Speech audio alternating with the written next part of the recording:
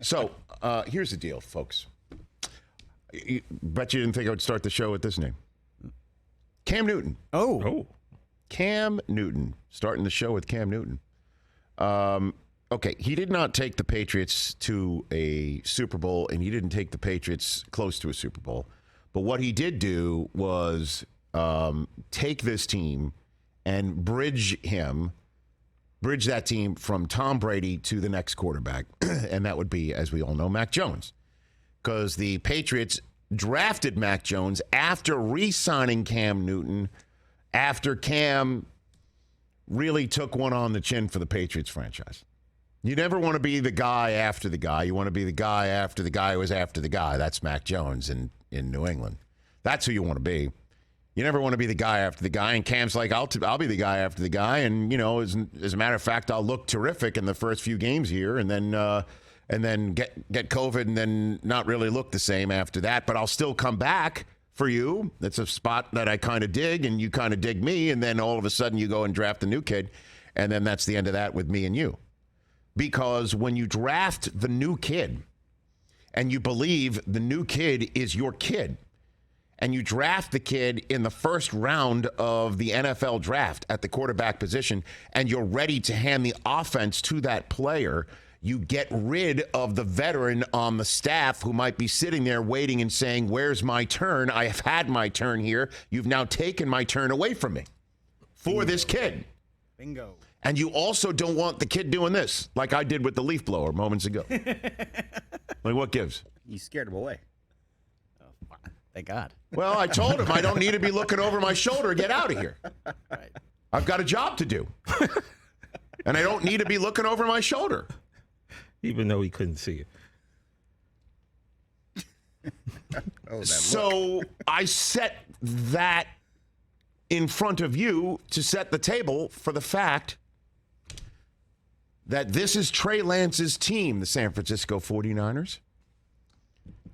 It was going to be his team the minute they traded all the draft capital in the 2021 NFL draft in Cleveland, Ohio, to go all the way up into the third spot behind the Jaguars and the Jets, who the Niners knew were going to be drafting a quarterback and assumed it was Trevor Lawrence and Zach Wilson, and they were correct. So it was any other quarterback, not named the two of them. There was Mac Jones, there was Justin Fields, and there was Trey Lance. And they went ahead and they took the kid out of North Dakota State, who had a terrific year 2 years prior. Didn't play but one game in 2020. And so it's the 2021 draft. And they took him because he had a huge upside and had a cannon for an arm and a great neck up and legs that could run for days. And in the offense of Kyle Shanahan's offense that Jimmy Garoppolo was running to the point a couple years prior, taking the Niners to the Super Bowl and having Emmanuel Sanders on a post pattern wide open to try and take the lead on the Kansas City Chiefs late, and he overshot him, got hurt, and it was apparent for this team that they were kind of done with Jimmy Garoppolo and figured he had hit his ceiling, and they saw some kid in the draft and an opportunity to go get him, and they got him. And they still kept Jimmy Garoppolo last year because they had the ability to do that while giving the kid who really needed more seasoning time to sit there and watch, and he got a couple cups of coffee at starting because Garoppolo does have trouble playing every single game of the regular season, and decided to give Trey Lance the gig this year. It was time. It was time for Trey Lance to get the gig, and they gave it to him to the point where when training camp began, Jimmy G, who had shoulder surgery this offseason, was medically cleared to go. Not only was he medically cleared to go and the team didn't put him out there, according to reports over the last several weeks out of the Bay Area, out of Santa Clara, they offered him the opportunity and to be traded. They gave him a shot to go look around the league. And as a matter of fact, not only can you go ahead and try and find a trade partner of somebody who can, go ahead and wants to take you, but you could also talk about salary with that team. So you could figure out, not only who wants you, but you could figure out your contract, because we know that that's a very important part of the equation. And they couldn't find anybody. And then he shows up in late July. He's medically cleared to practice. And not only does he not practice, they tell him you don't even have to sit in meetings, and he didn't. And not only that, they didn't even give him any updated practice material. They put him 4th on the depth chart. And on August 9th, I've got the date right here. On August 9th, Kyle Shanahan was asked, why is there a 4th quarterback on your depth chart named Jimmy Garoppolo? And he said, if he's on the depth chart, it's because he has to be. That was the quote. What? If he's on the depth chart, it's because he has to be, is what he said. So, if Santiago finally got the chance to leave the island, right, then why wasn't he packed? Okay? If you said he's not to be touched, then why was he touched?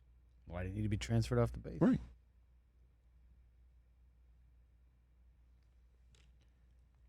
So I have been sitting here saying that this is Trey Lance's team, and the Niners say it's Trey Lance's team, and it's definitely Trey Lance's team. He's going to start in 12 days in Chicago, Illinois.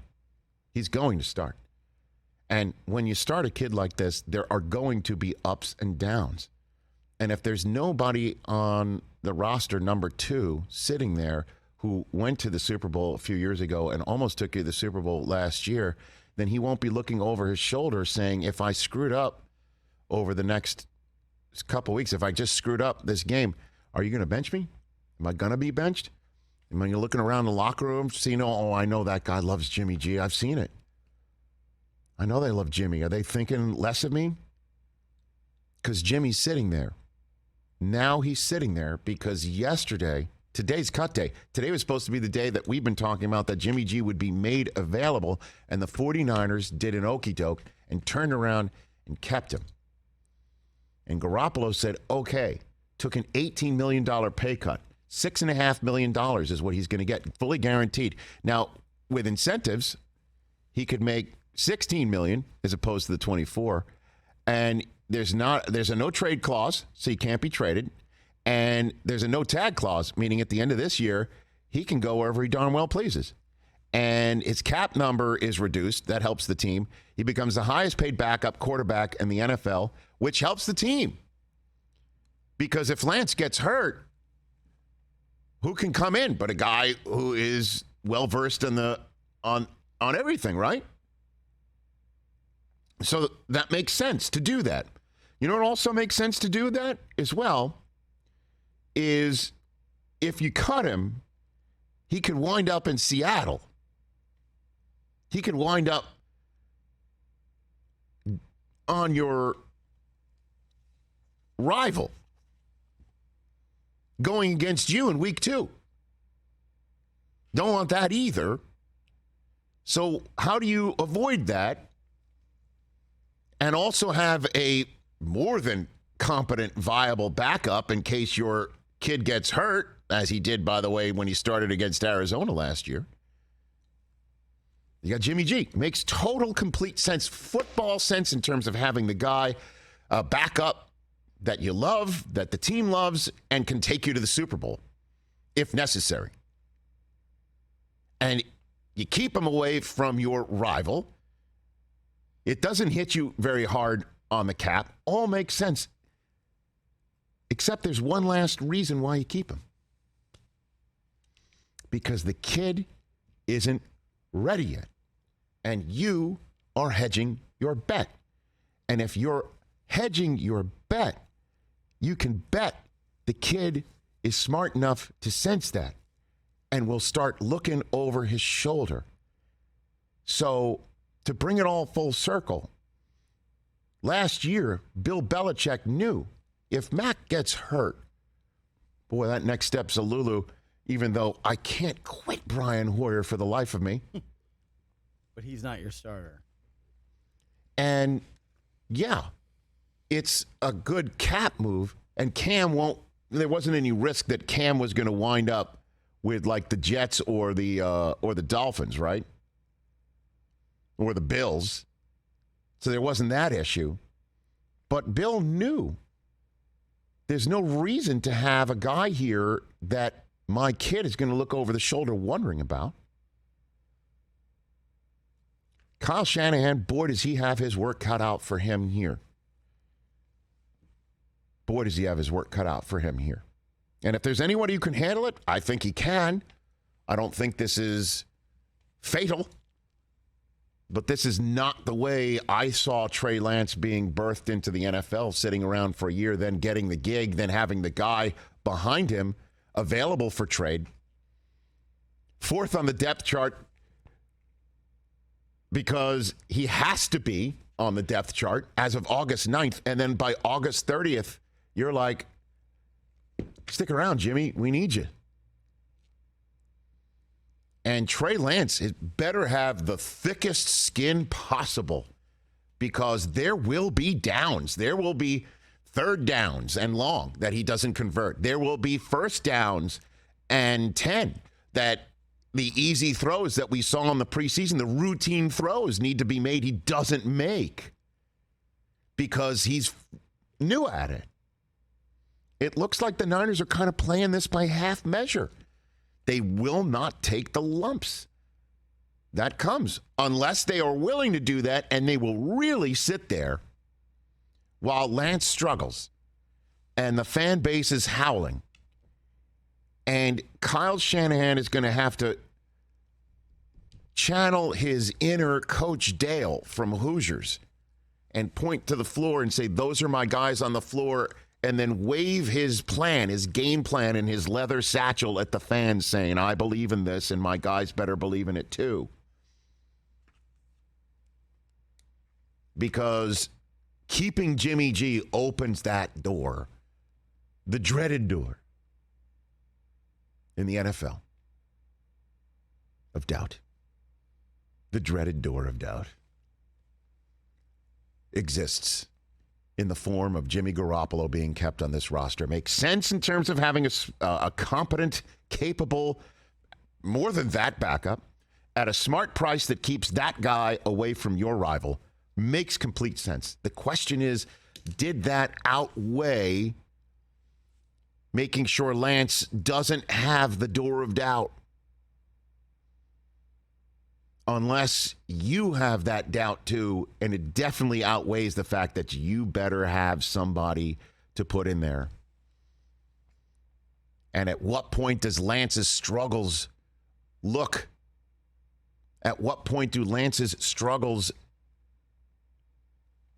gain so much traction in the fan base and are too glaring to continue on with? Because if they put in Jimmy G because Lance needs a blow, needs a break, needs to look at stuff, that's where first-round draft choices, third overall, get broken in this NFL. He better have a thick skin, and I know Shanahan does. I know Lynch does. I know the York family does. Man, does that make the 49ers. Remember I had my top 5 most fascinating teams enter 2020? I didn't have the Niners on it. I need a redraft.